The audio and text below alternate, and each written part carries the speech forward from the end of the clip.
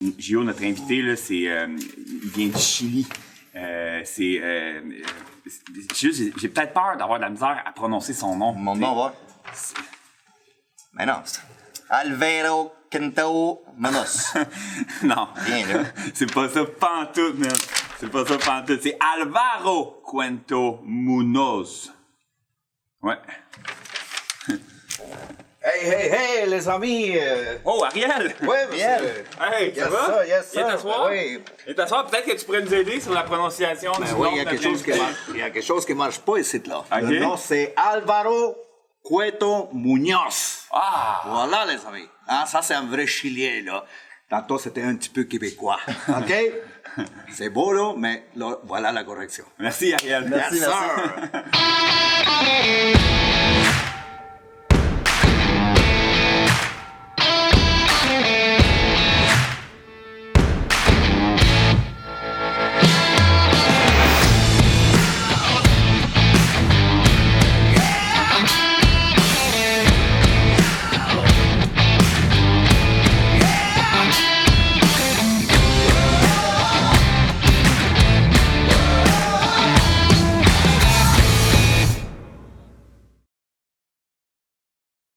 Bonjour, bienvenue au vlog au coin du pédaleur. Cette semaine, on a eu la chance d'avoir Ariel de StriveFit qui est venu nous présenter notre invité. On a aussi un gros studio. Tout le monde, une main d'applaudissement.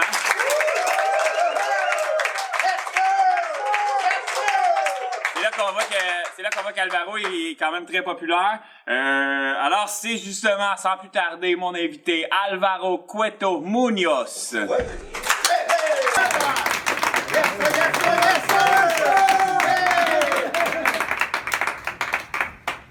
OK, aujourd'hui, on a la chance d'avoir Alvaro avec nous. Alvaro, on est vraiment content de t'avoir. Oui. C'est vraiment cool que tu sois là. Alvaro, pour ceux qui ne le connaîtraient pas, c'est un coureur hyper dynamique, qui est super positif, qui parle à tout le monde, qui, déjà après peu de temps, il fait vraiment sa place sur le circuit. Tout le monde le connaît. Il est vraiment, vraiment sympathique. C'est vraiment cool que tu sois avec nous aujourd'hui. On est vraiment contents. On a plusieurs points qu'on veut parler. Ouais. Entre autres, ta saison complètement folle que tu as faite l'année passée en 2016. 46 courses. C'est incroyable. T'as même fait des doublés là-dedans, tu vas nous expliquer ça tantôt. Et aussi, juste avant de commencer, je voulais qu'on parle un peu la petite anecdote. Le demi-marathon qu'on s'est vu, le premier, c'était...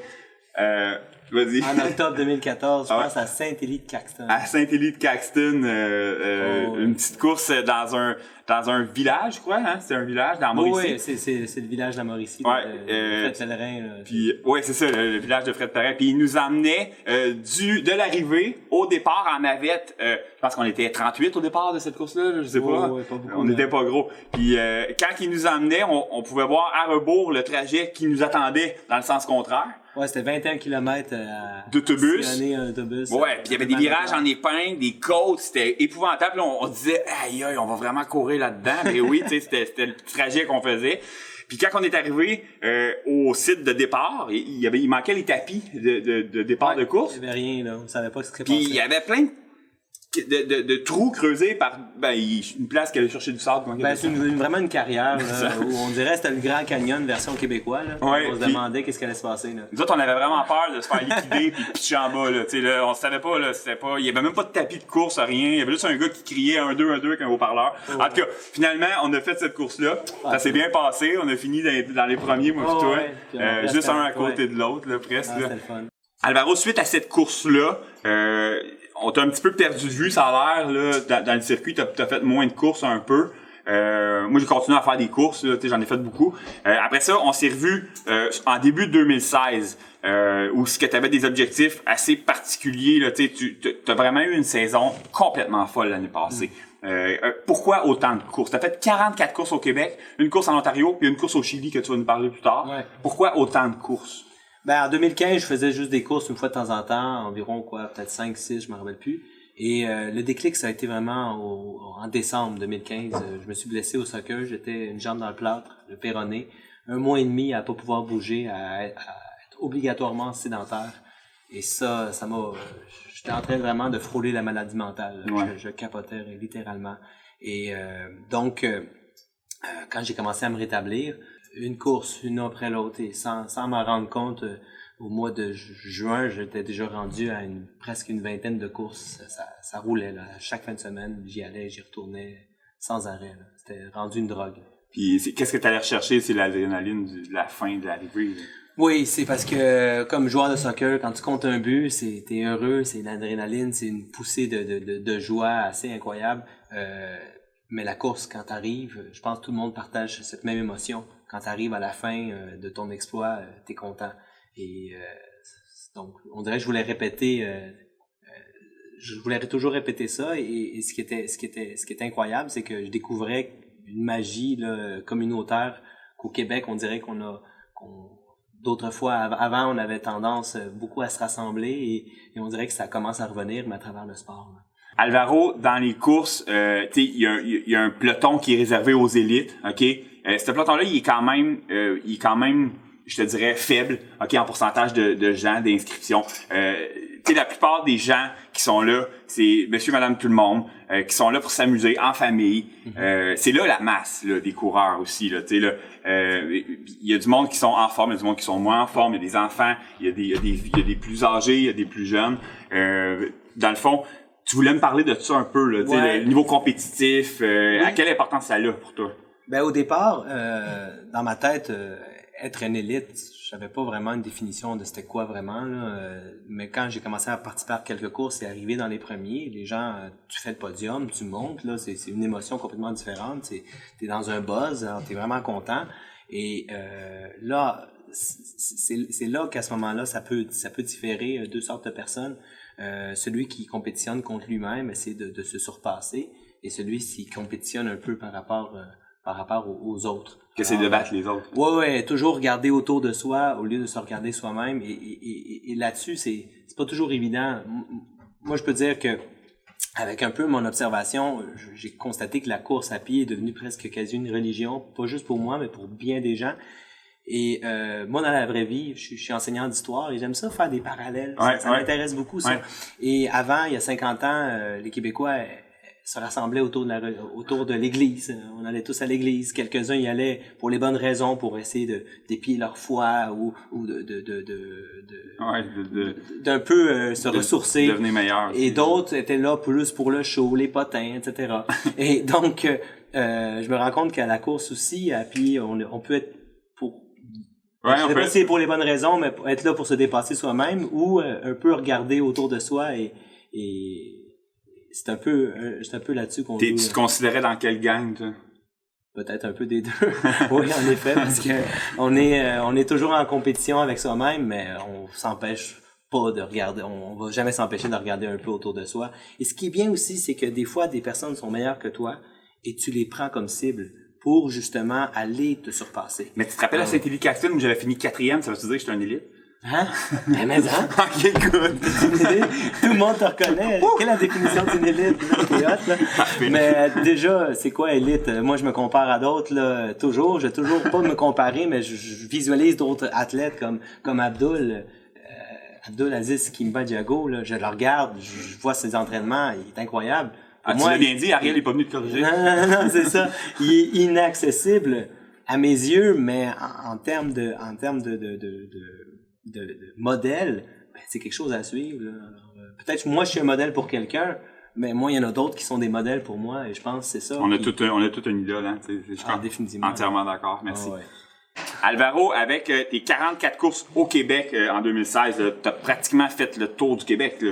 Oh oui, définitivement. T'as visité vraiment beaucoup de villes. Ah oui, j'ai même amené la liste ici. Île-Bizarre, La Salle, c'est là. Non, c'est beau. Non, on n'aura pas le temps. Ça va être trop long. Okay, bon. Ça va être trop long. Là. Ouais, c'est pas. OK, c'est bon. Si t'avais à nous dire la course qui t'a marqué le plus en 2016. C'est la dernière. C'est la dernière, le 29 décembre 2016, parce que je courais au Chili. Devant ma famille, j'étais là en vacances et j'ai vu qu'il y avait une course. Tu savais pas? Je l'ai su peut-être un mois avant de partir au Chili. Je magasinais un peu, je regardais s'il y avait une course par hasard, mais là-bas c'est l'été, alors au mois de décembre, il fait chaud. Il y en avait une course nocturne et elle était gratuite. Je me dis, mon Dieu, c'est trop beau pour être vrai, alors let's go, allons-y. Je me suis inscrit, j'ai invité toute ma famille, ils sont tous venus, ma mère, mon père, mon frère, ma sœur. Mes oncles, mon grand-père.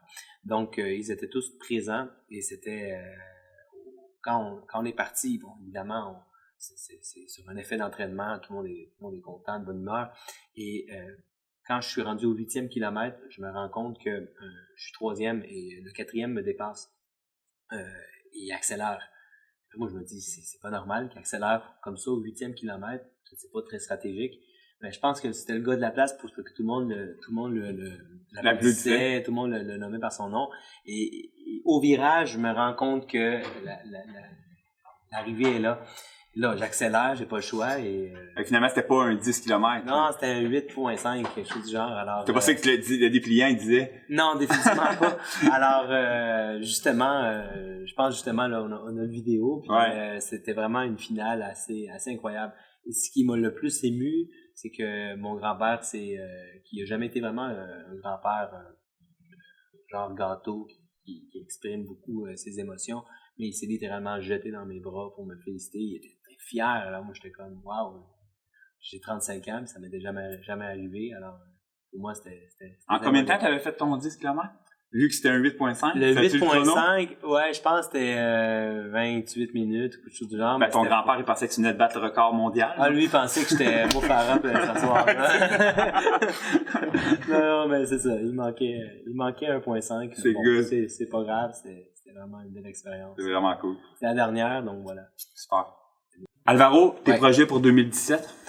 Écoute, continue à courir évidemment, mais avec l'organisation de la course NDL, vous avez sûrement remarqué, j'ai eu beaucoup à faire avec l'organisation de bénévoles. Et moi, je pense que faut que je profite de cette tribune pour parler d'eux, parce que souvent on les oublie. Ces gens-là sont là pour des raisons d'altruisme court. Ils donnent de leur temps, ils sont pas payés. Et quand on se plaint à leur égard, je trouve ça triste. J'ai des amis bénévoles, j'ai Emmanuel Delande, que je la salue, qui, elle, m'en a raconté des choses. Et des fois, les gens se plaignent parce qu'il n'y a pas d'eau, il n'y a pas ci. Moi, je pense que quand tu dois te plaindre, tu le fais à une organisation via le courriel et pas aux bénévoles. C'est comme se plaindre aux pompistes du prix du gaz. Là. Ouais, c'est pire, je pense. Ouais, pas. Sûrement. Là. Ouais, c'est pire parce que le pompiste, il va quand même changer de prix en haut de la pancarte. Ben oui, non, c'est vrai, les bénévoles, tu sais, souvent, pour avoir fait plein de courses, souvent, ils sont victimes malheureusement, de violence. Tu sais, souvent, même des coureurs. On a déjà vu aussi des automobilistes, tu sais, qui vont s'impatienter. Puis souvent, les bénévoles, c'est des enfants. Fait que c'est horrible, là, le monde au volant sont agressifs, mais sont agressifs dans toutes les facettes. Mais une mauvaise expérience fait en sorte que le bénévole n'a plus le goût de revenir. Exactement. C'est vraiment dommage. Ouais, faites attention aux bénévoles. Alvaro, tu m'as aussi raconté quelque chose qui te touchait à cœur, c'est la piste d'athlétisme sur la Rive-Sud qui est malheureusement inexistante. Ouais, effectivement, j'ai approché des autorités municipales pour leur parler d'un projet d'aménagement d'une piste intérieure pour les athlètes, pour les gens qui veulent faire un peu de course à pied.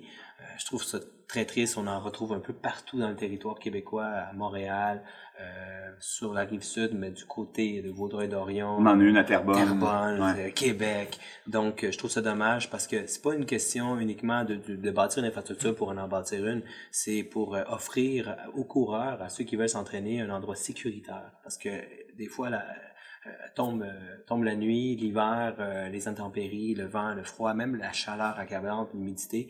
Et donc, c'est une question juste de donner quelque chose aux citoyens. Depuis les Jeux olympiques, on avait plein d'infrastructures. Elles ont été recyclées autrement. Il y avait le vélodrome, devenu biodôme. Alors, c'est tant mieux pour les manchots, mais je trouve ça le fun un peu qu'on s'occupe des gens. Et je pense que on a intérêt à suivre ce dossier-là. Et moi, je vais vraiment travailler fort et je peux le dire, là, vous allez entendre encore parler de moi à propos de cette piste. Je ferai bouger ce qu'il faudra vous faire bouger pour justement qu'un jour on la voit apparaître, cette piste. C'est génial, ça. Ouais. On est derrière toi là-dedans. Ouais, good. Merci. Merci de m'offrir cette tribune. On les lâchera pas. Oh que non, alors je suis assez persistant. Avant, Alvaro, qu'on se laisse avec la finale de ce vlog-là qui va être assez spectaculaire, merci.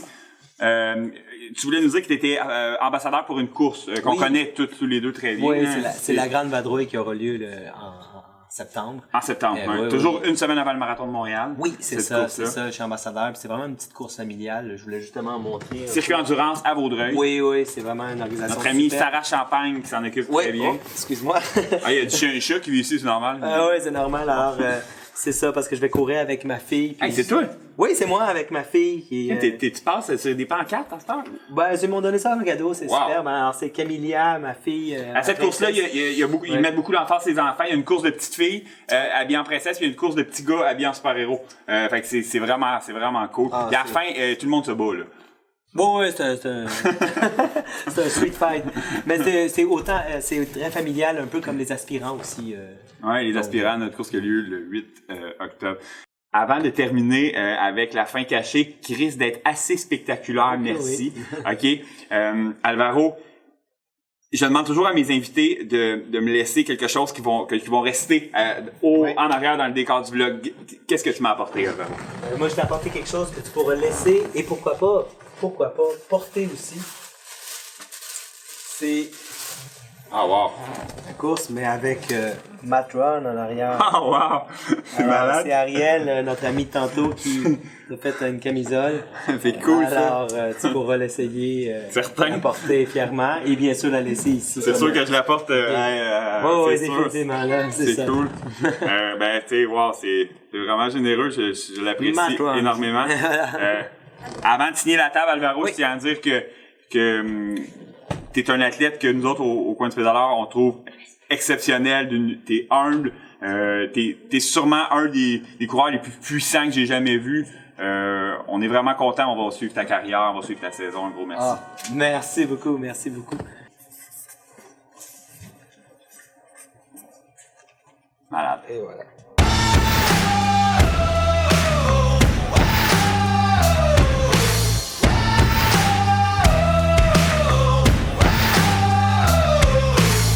Hey Matt, tantôt tu m'as dit qu'il y avait une fin extraordinaire, là. Tu m'as comme fait rire en disant que ça a été écœurant, mais là, c'est quoi, là? Ah oui, c'est vrai. Mais t'as vu qu'il y avait bien du monde, il y avait un gros ouais. public. Ben, j'ai même Stéphane Charles qui est là. Ben oui, il est là, c'est Ouais, Stéphane. Stéphane, Ouais. ben, il a accepté de nous chanter une chanson. Aïe, aïe, ok, good.